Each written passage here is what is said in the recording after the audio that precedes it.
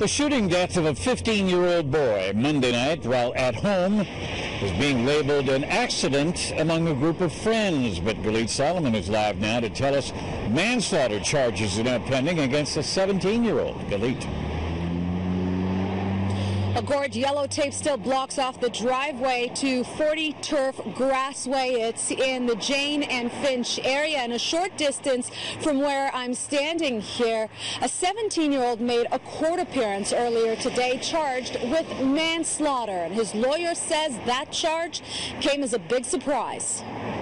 My client was originally investigated as a witness to a manslaughter charge, and today we found out that he's now been charged with manslaughter. A 17-year-old who cannot be identified under the Youth Criminal Justice Act is facing a charge of manslaughter in connection with the shooting death of 15-year-old St. Aubin Rodney.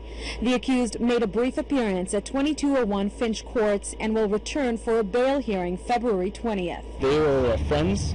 They've known each other for several years. My client is just as devastated as the family of the victim at this point in time. You saw him in court. He was emotional.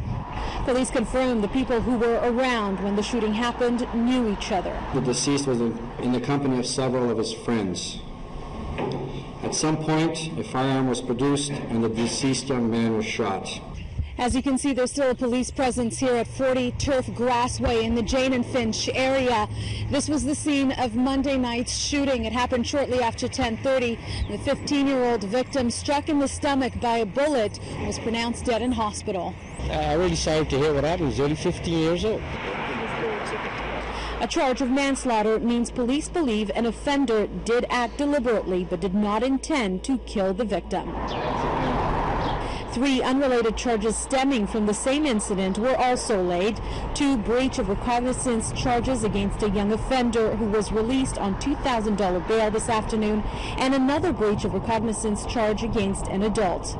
You know, this is a repetition of what has occurred so many times in the past. Meanwhile, leaders from Toronto's black community came together this morning demanding the promises made following the Eaton Centre and Danzig Street shootings be kept.